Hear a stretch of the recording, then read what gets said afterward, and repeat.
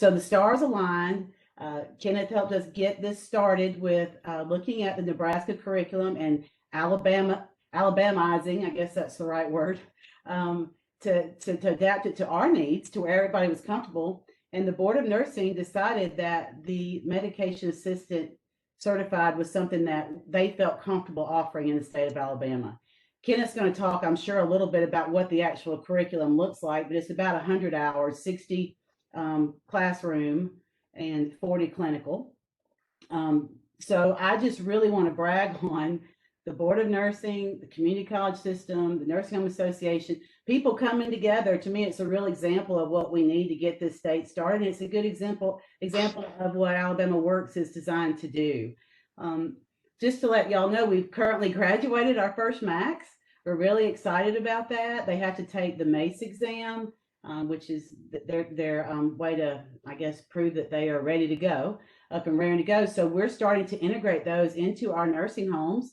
It's a new way of scheduling. It's a new way of delivering services to our residents. You know, we're all learning. So far, it's going pretty well. I can say our owners are excited about it. Our LPNs are excited about it because they can do other things besides be behind a medication cart all day long. There are limitations on what our MACs can do in the homes. I think that's smart. I think as we go forward, maybe we'll revisit that with the Board of Nursing if they feel comfortable adding new responsibilities. But right now, they can't pass narcotics, which I think is important.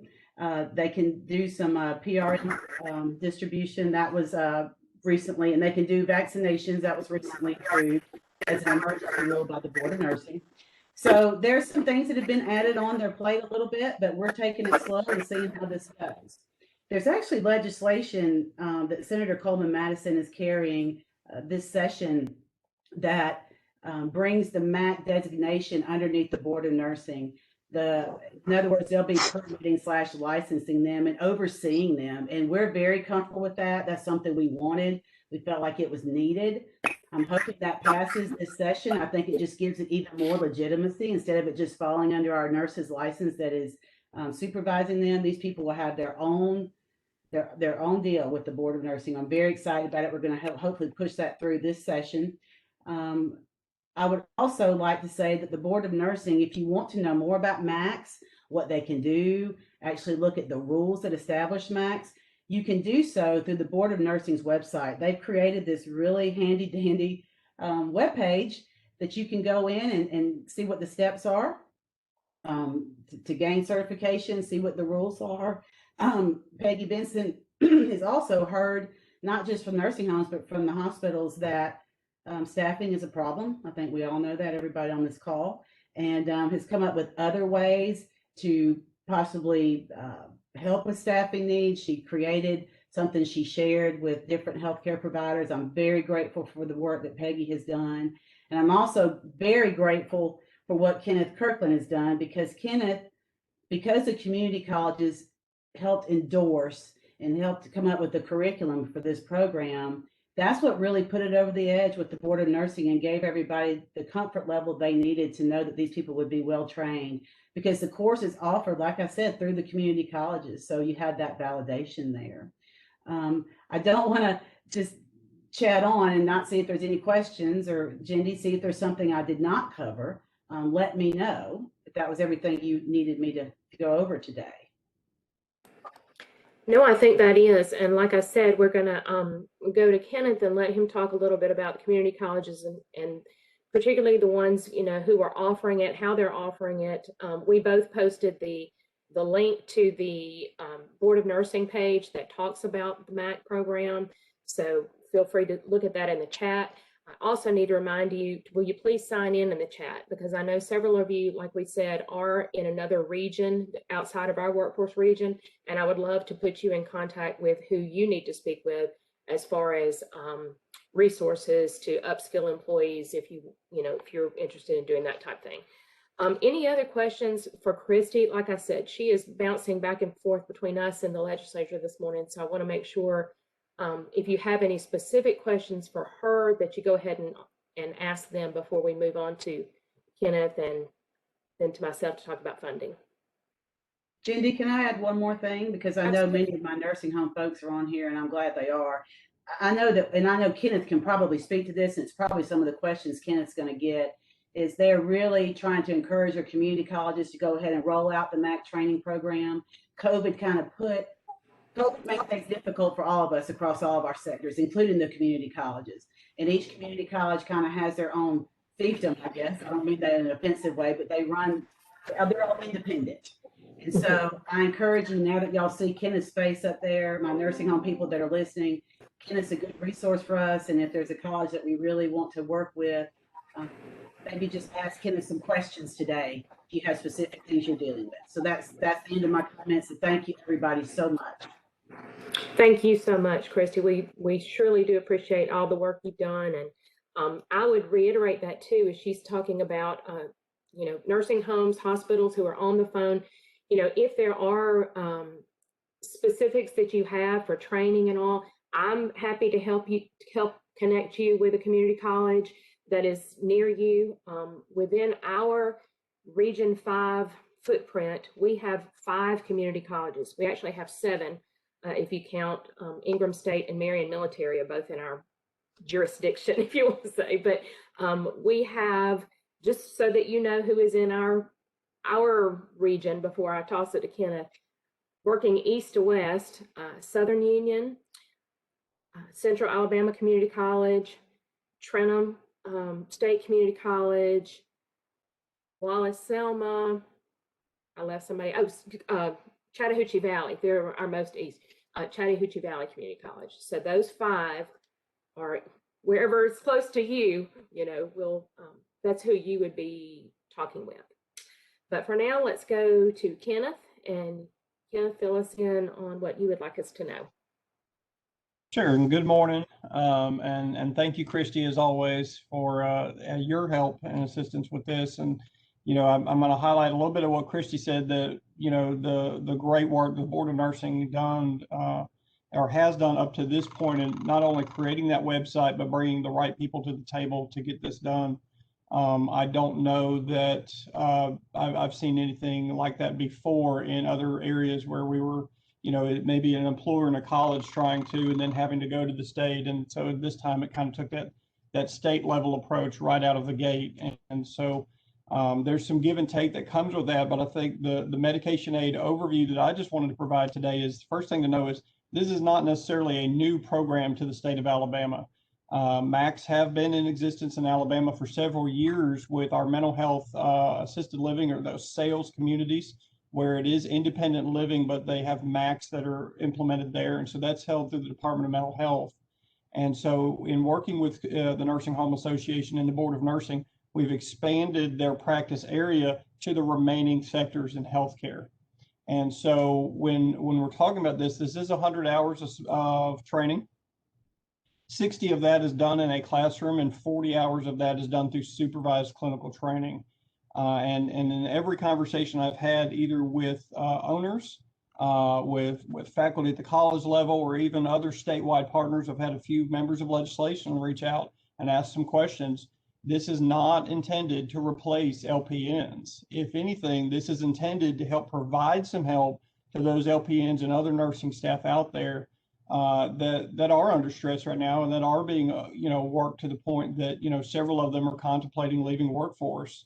And so you've got them leaving workforce, and you've got them finding difficulty in wanting to pursue some of those jobs that are out there right now, at least full-time. And in conversations with, I've been trying to watch the group. I don't see anyone from the Alabama Hospital Association on here today, but many of our nurses, as they come out, they don't choose full-time employment, they choose PRN.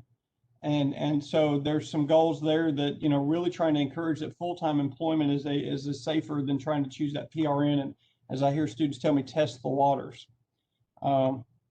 As we're kind of talking about this, I've had a lot of questions that come out of, well, I have some very specific groups that we're trying to get trained, or incumbent workers that we're trying to train.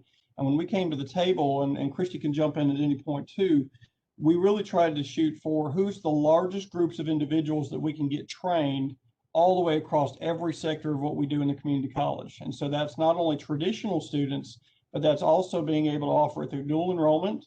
being able to offer it through adult education pathways and also through incumbent worker training programs as well. And so this is primarily housed and should be housed in non-credit training.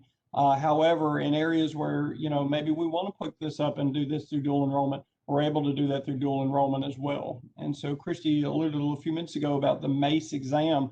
That MACE exam is administered by the National Council of State Boards of Nursing. And so it is the same individuals who write the NCLEX. It's, I believe, a very static 60 questions, though, so it isn't expandable like the NCLEX can be as far as computer adaptive metrics go. But, as you can see on that ABN link, you can go on there and see how many are starting to be trained and how many are starting to be certified. And the Board of Nursing also created a link that bridges back to our ACCS website. And at the two-year college, you can now go and find the name of that college and who is the point of contact at that college to reach out to. And now, it may be the nursing program director, it may be the dean of health, it might be non-credit training, because each college may house it under a different umbrella at their institution.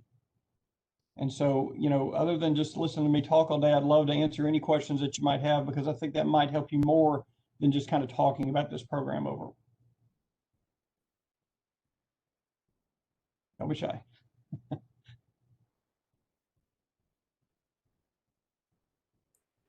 Hi, Kenneth and Christy. We appreciate you guys sharing this information with us today. I'm from the State Department of Education, Health Science, and I've actually had a teacher recently reach out, because Kenneth did present to our teachers during summer conference about this very program, and she wanted more information related to could our seniors play a part in this program as far as possibly getting certified. And so my best answer to her would then be through a dual enrollment type program, you feel like, Yeah, I would encourage her to reach out to the point of contact at the college. If she's from the high school, she's going to be working with a dual enrollment coordinator, and that dual enrollment coordinator can kind of get those right people in the room for that. The only age requirement while we are talking about dual enrollment is that they are 17 at the time they complete the program. They don't have to be 17 when they start, but they do have to be 17 at the time they complete. And so if I'm at the high school level or secondary level and I'm trying to set this up and what does this look like, this looks to me like a very much a spring offering for dual enrollment. So maybe that's a CNA in fall, leads to a workforce credential, and then a MAC offering in spring. But again, that's locally, what I like to call a locally decided decision worked out with your dual enrollment office and the individuals at the college level. I will say, Kenneth, just for the business and industry on the call to understand too, that's kind of where we come in, is to have our ear to the ground and hear those who really would like to see, students coming out of this program. And then that's something that we would then, reach down to the K-12 system and really encourage them to consider this dual enrollment.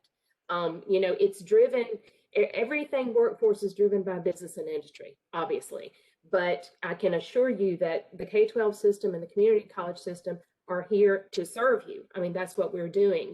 The students, we want the students to be all they can be, but we also want the students to be skilled to enter the workforce immediately. So if you have, a strong desire to hire a MAC or, CNA to MAC, have both those options available, then please speak up, and, we'll try to talk within the locality, not regionally, but locally, and see what we can help set up with that. You've got a question here, Kenneth. If you're the person is saying, if you are currently MAS certified under that nurse delegation program, does that apply here, or is there another training for those overseeing in their facility? So I would refer, let's look back at the administrative code and what it says from the Board of Nursing on MAC practice settings outside of mental health, and really look, because each employer does have to develop protocols, and I would encourage those employers also create competency lists so that you're kind of building that file that says, before we put them with the nurse, we have re-verified as an employer, just sort of how you onboard new employees now. Yes, they've got those credentials, but you have to create those protocols for within that facility. And is I've had programs that have also reached out and asked similar questions of, there's nurse delegation out there. When we did the emergency rules back that Christy was alluding to back in May, were student nurse aides are a different delegation and a different scope than that MAC. And so student nurse aides was for, I'm a currently enrolled nursing student. My employer can use me with an expanded scope of practice now if I'm already employed within that facility. And so, as we're trying to meet as many gaps as we can to get employers through this COVID, there's going to be some overlap and there's going to be questions like that. And I would encourage that, I'm not going to be the person that tries to interpret administrative code. I can tell you what my experience has been up to this point, but I would encourage reaching out to the Board of Nursing and just really verifying that, is nurse delegation and what may apply in your setting, it may not be very clearly spelled out. And so just trying to get it from the regulatory body versus from me. So I'm not deflecting, I'm just saying that the Board of Nursing has been a resource for me where, as our programs have reached out and asked questions clarifying maybe what is the real scope of practice, I've referred each of them back to that administrative code, because if they change the administrative code, I wanted you to be able to go to the website and pick that up so that you have the most current scope of practice and you have the most current rules outlining what that practice setting should be. Jenny, this is Christy. I will say, if you're asking if the MAS and the MAC are interchangeable, according to the code, I don't believe they are, but I agree with Kenneth, you need to reach out to the Board of Nursing.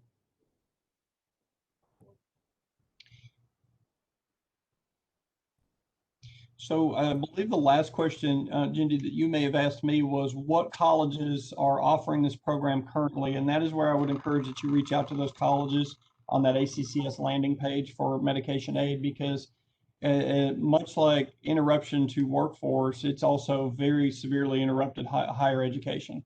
And so, the normal being able to operate and get those students into supervised clinical settings, while I'm here and I've got employers on here, I would encourage that we start looking at our nursing programs, our health programs, and those students as some form of essential workforce, because delaying their ability to get back into clinical settings right now is impacting not only credit hour programs, but it impacts my ability from a non-credit standpoint or even dual enrollment to get them into those areas to provide the training and get them certified. And, it's easy for me to sit here and say that, but I also understand there's policies, there's guidelines that do that, but starting those discussions of how can you do that safely and how can we get those in, because most healthcare programs do not allow simulation in place of live clinical time. So we're fortunate that some of our larger disciplines like nursing and EMS, they can simulate a certain extent of clinicals. They can't simulate them all. And so it is, the longer we sit out and the longer those health students are being delayed, being able to get back into those clinical settings, the longer that delay in that pipeline is going to get overall. And so, I think here and in these type of groups, and not only internally and locally with your colleges, starting those conversations, we've got to get things rolling again at somehow as safely as we can, of course, but we've got to get the pipeline moving again, or else there's going to be a bigger shortage coming on the tail end. So I spoke with a college yesterday that, right now we're looking at the biggest elephant in the room, and that's COVID, but there are much bigger elephants that never disappeared from that room when COVID showed up. And so they're still there and they're still waiting. And so, I use the analogy with business and the college. Your business and college is an aircraft carrier. And if there's a fire in the galley on deck 3, you're still landing fighter jets and planning mission readiness. And so however we can help create those conversations from either local or statewide conversations, that's what we're here for. Because, as our chancellor would say, we're a community college. And so we've got to be able to serve the community's needs as well.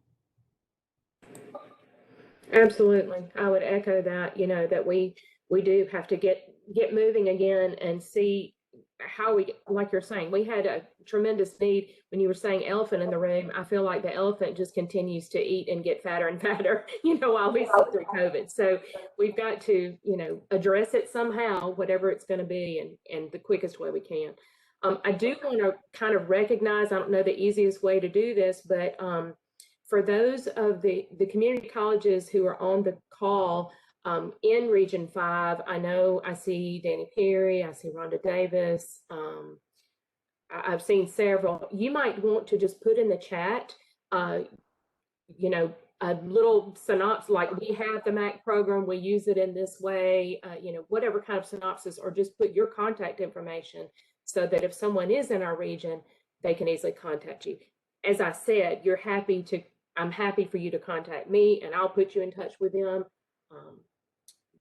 Okay. Got another question. Sabrina's keeping me online here. The question is there anyone on the call that currently uses Max? And if so, can they share how they implemented the program? Great question. Anyone on here who is currently employing them? I think right now, 2 of the colleges that have had graduates test through December into January are both up in Region 1, unfortunately, Jindy. So yeah, I don't know. I'm just trying to scroll to see if there's any that we can call on, but they may have. I looked at the list and I feel like Trenum has had some graduates. Have you all, Danny or Angela? I see you online too. Not to put you on the spot. I'm not sure where Danny Perry got off to, but It's buffering, yeah. yes, we have had one class, and I believe some of them have taken their MAC exams. I'm not sure on that, and I know we're in our second class, so Okay. hopefully we will have those graduates coming up soon. So. Do you happen to know where any of those have gone to work? I don't. I don't. Mr. Perry needs to buffer on in because yeah, he's got the triangle on him, so he's buffering and buffering. So, oh, technology is a wonderful thing. Yes, Danny, can you hear us?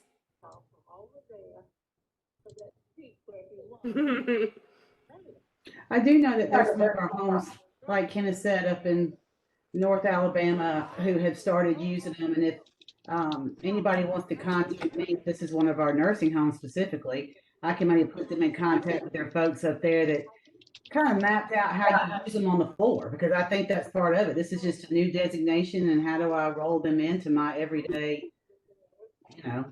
everyday stuff. So let me type my email address in the chat, Jindy. Okay. And then they can just email me and I can reach out. Jindy, I can also tell you that the students that have come through our classes were actually already employed at facilities. Okay. Facilities sponsored 2 to 3 employees. So I think they are already, in the field. I think they're proving those skills. And right.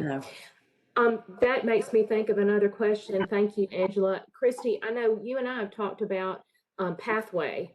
Do you see MAC as a pathway? Would it be building on, and this is from a healthcare illiterate person, is it building on the CNA, or is it a total separate thing? And do either one of them lead into another, pathway better than is one better than the other as far as? Well, I don't know if one's necessarily better than the other. There's different people with different skill sets. When we first started this, we thought that one of the entrance requirements was going to be that someone had to be a CNA in order to apply to the MAC program. But the Board of Nursing felt confident in the curriculum that Kenneth helped craft, and they felt like these people would have the training they needed. They did not have to become a CNA in order to be a MAC. So if somebody just wants to go straight into MAC training, that's perfectly acceptable, because the Board of Nursing had a comfort level with that. So, for us at the Nursing Home Association, our members are really good at growing their own. And I think that they are in the process of identifying current CNAs that they want to put into the MAC program. And they also are very aware, and if they're not, guys, on the phone, just so you know, someone that they're looking at hiring, somebody that may be in their business department that wants to get into healthcare, that they think would be a good candidate. I know you're going to talk a little bit about how to pay for this education. I don't want to steal your thunder, but there are some things that Jindy's going to talk about that helps finance the education of these folks. And I know that our nursing homes, many of them have scholarshiped their people even before Max began. They scholarship them to go to CNA. They do well there. They want to be LPN. They scholarship them to LPN or RN. our people, I can confidently say, really believe in growing our own, and they take care of their workers. So I just think that's a real good example of just taking care and offering incentives for people to better their lives.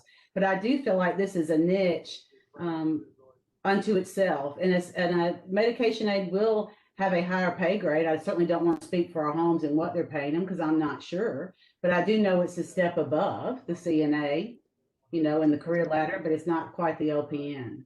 So does that answer, Jindy? It does. And I'm thinking really, you know, like you pointed out, as far as the Governor's Success Plus initiative, and we're, you know, looking at 500,000 credentialed employees, or credentialed potential employees or job seekers, you know, how can we communicate this to both our students as well as our adult population that's looking to either change jobs or start a new job? Or I think pathway is critical. You know, we all talk about pathway a lot, but I really do. We've kind of coined the phrase here, thanks to Sarah at Central Alabama Works, partners, pathways, pipelines. You know, I think that's the way it goes. You've got to have those partners. And then if you can lay out a pathway and enough people join that pathway, then you're building your pipeline. So we've got to, you know, keep on down that road. And that leads me right into what I was going to talk about. But I want to check, are there any other questions for Kenneth before I go on with my quick presentation? I promise you I'm not going to be long. Jindy, I actually got a question on my cell phone versus in the actual chat box.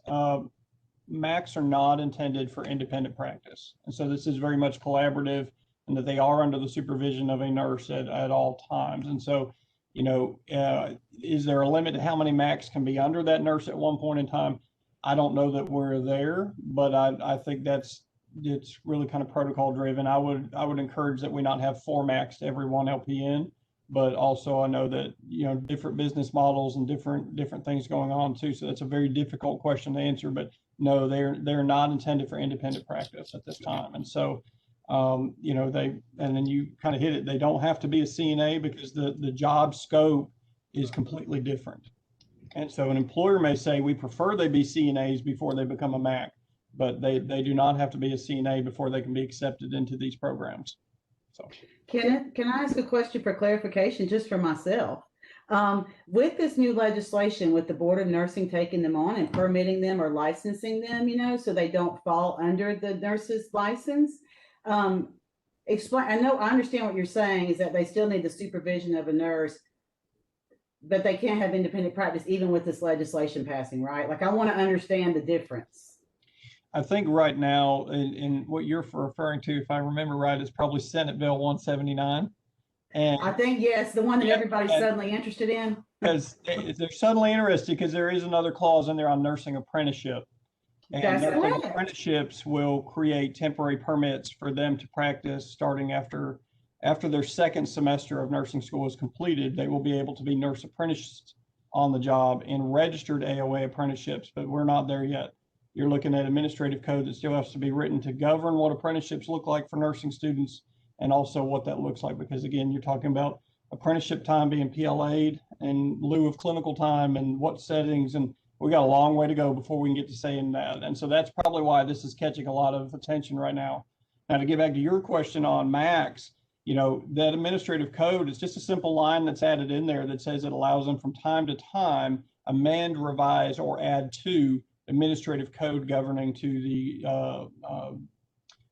oversight of medication aids that are certified or MACs. And so that's a very wide, broad range. And so I think right now it is needing to be supervised. Will that change over time? I don't know. I think we need to look at other states that are doing this and doing it well, because like I said, those states have had several years of having this implemented and under their belt, which means that Ms. Benson at the board, and I'm not speaking for the board today, but Ms. Benson has the ability to network with those executive directors in other states and find out what those best practices are, which help inform our practices here. So we're not having to recreate the wheel by ourselves as much as we're learning from those best practices of others. Thank you, Kenneth. And that's what I meant earlier when I spoke to the fact that this is new and we're all just getting our feet wet and getting comfortable with this situation. So I'm certainly not pushing that. I just wanted to get that clarification. So thank you. Jenny, I think I finally got my mic unmuted. So, Great, thanks, Danny. sorry to leave Angela hanging that. But anyways, to follow up to what she said, yes, we completed our first class. It had 9 students in it. And what we did is we opened it up to 3 nursing homes, which sponsored 3 students each. Those nursing homes were Hillview Terrace, Crimson Health and Rehab, and Selma Health and Rehab. And as I said, each nursing home sponsored 3 students. They paid their tuition and sent their employees and made the time available for them to attend the class.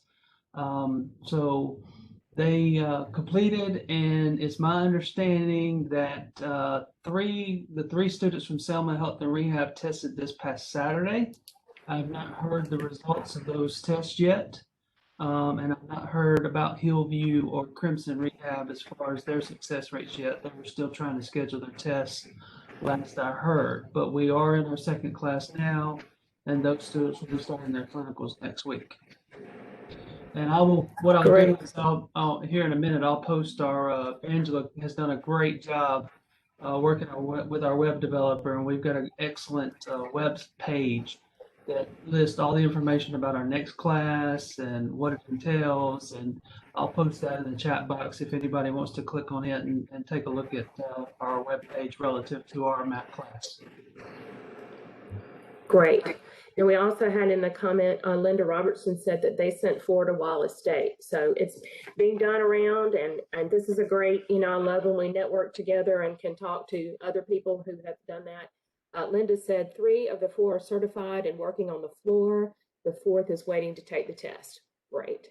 And it has been working great so far.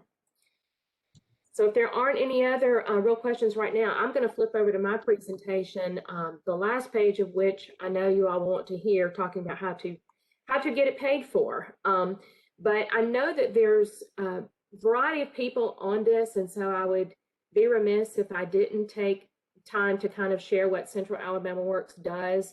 As I said, I'm not going to take up the whole time here. Don't be scared by the PowerPoint. Uh-oh. I'm being blocked for some reason. Hang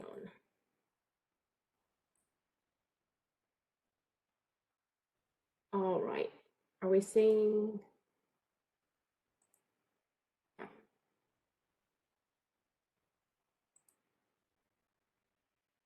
Do you all see that now? I see Danny. Danny, shake your head if you see Central Alabama Works. Awesome. Thank you. Okay, so as I said, I'm Jendi Prutzman. I want you to know our team, which we're down to 3 right now, but we are hiring one soon. Sabrina Wood is our Workforce Programs Coordinator, and she is the one who keeps us all on this call and getting in this call. And Sarah Mills is our Regional Workforce Council Liaison. Really, we're all 3 working together on just about everything, so you can call any one of us at any time if we can be of help. Try to move some things around so I can see here.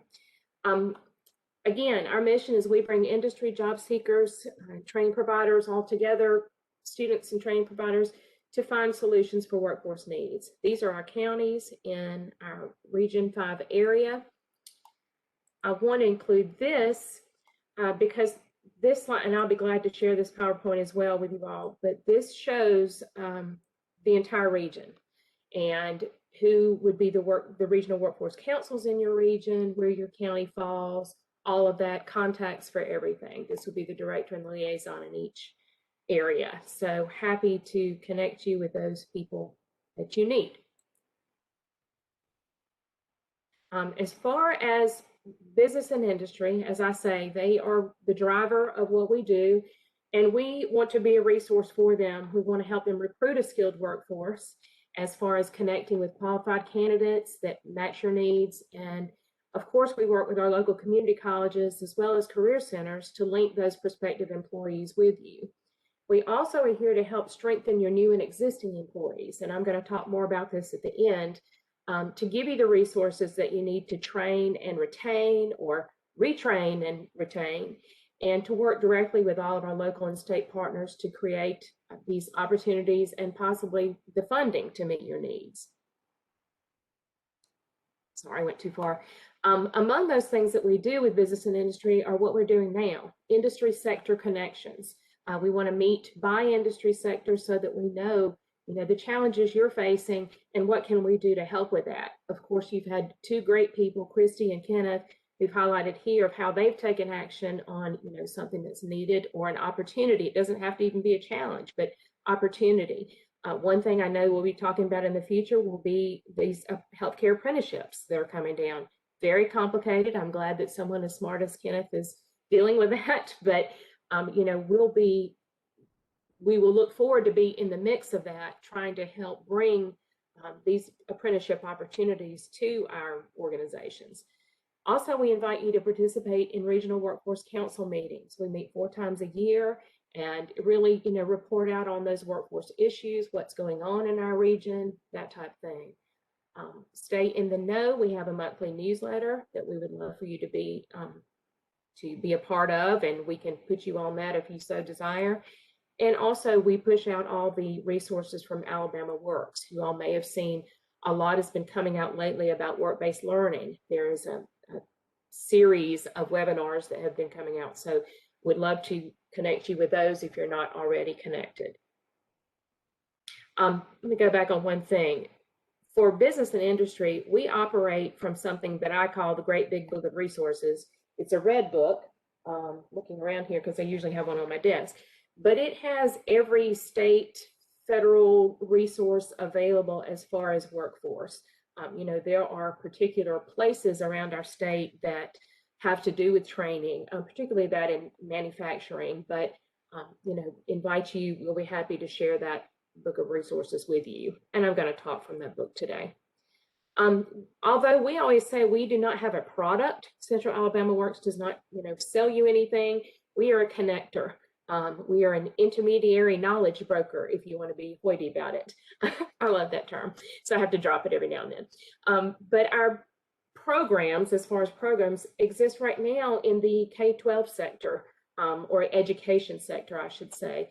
Career Coach Connect, we get together with our high school career coaches because right now, they are the ones really trying to guide our high schoolers through going to work specifically, for yes, college, and the guidance counselors are oftentimes, sharing college, here's your deadline, your applications and all, but we also want the students to know that there are different pathways to get into different fields and to advance within different fields. Not all of them start off with a 4-year degree. Many can be done through 2-year, many certifications can be done, and credentialing and things like that. So again, we're about the pathway. This Career Coach Connect group, as I said, they help with the incoming 9th graders, and we try to support the coaches in business and industry by sharing these resources. We have 133 middle, high school, and CTE centers in our Region 5, 13 career coaches serving all of those, and 7 community colleges, as I said before. Our Educator Workforce Academy is something that was started a couple of years ago. We're now in our 2nd virtual cohort of this year. And what this is doing, it's targeting our top level superintendent, career tech administrators, those, in those positions of influence, to try to really talk about the same thing to them, the pathways, learning about regional workforce demand. Often, educators have a hard time getting outside of the school to know what's going on. So that's our desire for that, to teach them more about high wage, high demand industries, bring awareness to the importance of career technical courses and how that might help them get ahead, just all the way down to, like we're talking about now, dual enrollment of the MAC or, CNA and those type things, and how you're going to go about your career pathway approach. Finally, I want to mention Career Discovery. For those of you who don't know it, you may know it in other regions as WOW or World of Work. Down in Region 7, it's WOO, World of Opportunity, and we call it Career Discovery. And it is an interactive experience that introduces these students to local and regional careers and employers to help them find the career pathway, really a hands-on experience. Of course, we're not going to be hands-on this year, but in years past, we have hosted 2 events, one at Southern Union that's been in the Auburn Opelika area for approximately, I'd say, 8 years or so. And then we added another event at Trenum 2 years ago to try to reach out to more of the 8th graders within the western part of our region. This event this year has been moved to a virtual event, and we are building a virtual platform that the students will interact with. Of course, I don't have to tell you that that type of thing is for students and parents exploring. We have links to all the different career pathways and the worlds of career, career opportunities. We also want to bring our employers there so that they can start mentoring and really get involved with our education system. And then, of course, for the educators to provide some activities, for their students. Sorry that I'm flipping so here. We've seen 12,000 plus students over the years of career discovery. This year, we have the opportunity to get in front of 8,000 8th graders virtually. So we're very excited about that. Here are the career clusters that they typically explore. Of course, healthcare being very high on the list, always, of an area of interest of students as well. So, we need to capitalize on that. I often say healthcare, I want students to try out things in high school, if nothing else, to figure out what they don't like. Having a child who's gone through PA school, I really feel like it worked out well for her because she started shadowing in high school and that type of thing. But if you don't know and you really think, oh, healthcare is for me, and you've never had a course before you get to your first post-secondary course, then what if you hate, if blood makes you pass out, then you've wasted a lot of time and effort. So I really like push career tech because I want them to explore what they think they want to do. And of course, it takes a village. It takes all these partners that we've talked about. Really, we have that on there because when we're visiting business and industry, we bring all these things up. How can you make an impact? Well, would you like to sponsor the Career Discovery Program, participate in industry sector or cluster meetings as we're doing right now, in the Regional Workforce Council meetings? Are you willing to come in and serve as a speaker or a mentor to students? Provide a tour. That's something right now that's virtually impossible in healthcare with the restrictions of COVID. But how can we get the word out? How can we show them what these fields look like? So there's some opportunities as well. So that's a quick overview of what we do. Really, I want to drill down now to this final one, and what I have to talk about is the EITP program. This would be found in that red book of resources, but the EITP is existing industry training program, just as it says. Any company can apply. The objective is to train and provide skills upgrades to existing full-time permanent employees.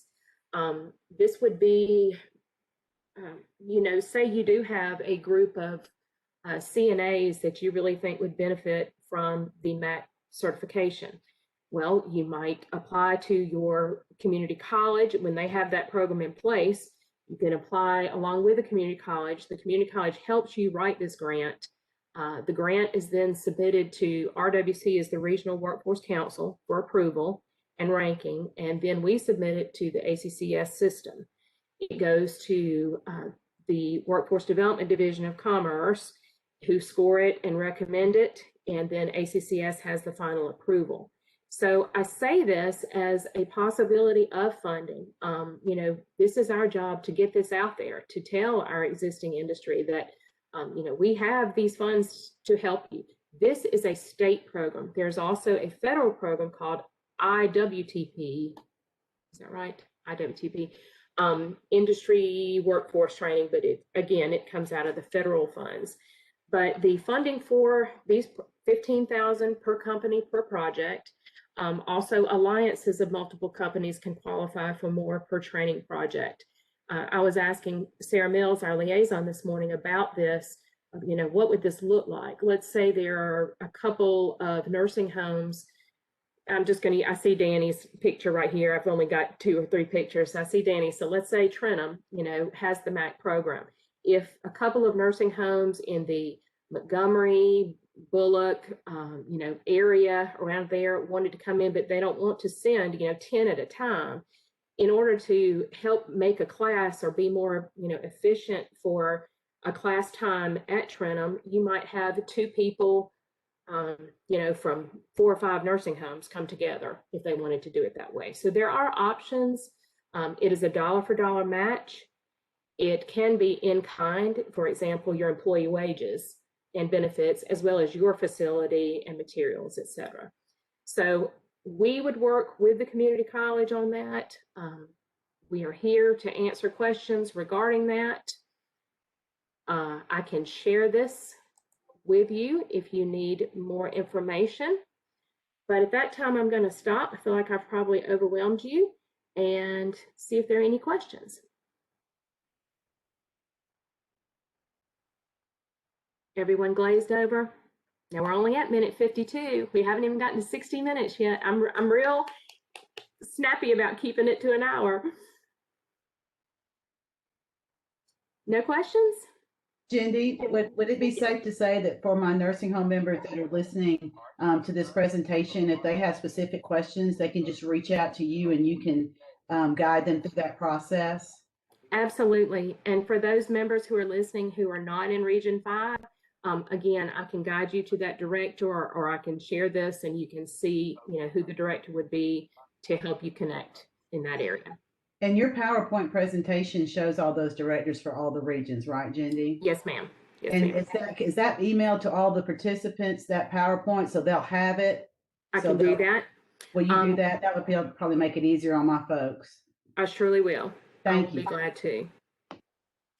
Hey, Jamie, just a comment. I posted the Trenum's webpage in the chat box, but I also found somebody was asking about, you know, who the people were that were involved in this, and I posted that link too. It's a PDF file that they actually publish on the Board of Nursing website, so it's in the chat box as well. I thought I had seen that, Danny. That's how I saw some Trenum folks on there. So I knew I had seen it somewhere. I hadn't dreamed that. Although I do have lots of thoughts going all through the night. Well, I won't keep you all if there are not any more questions, but again, you know, feel free to reach out to me, to Sabrina and Sarah on our team, as well as the community colleges. We're very happy, you know, to be a part of something like this. It does my heart good to have people coming together. You know, it really does take a village for all of us, but particularly in this very strange time we're living in. I know healthcare has had more than your share of challenges, and we just want to help in any way we can. So thank you all for joining. If you have not signed in on the chat, we would invite you to do that, just so we will know where the name of your organization, your name, the name of your organization, and your city will help me better connect you. So with that, we thank you. Have a great day. Thank you.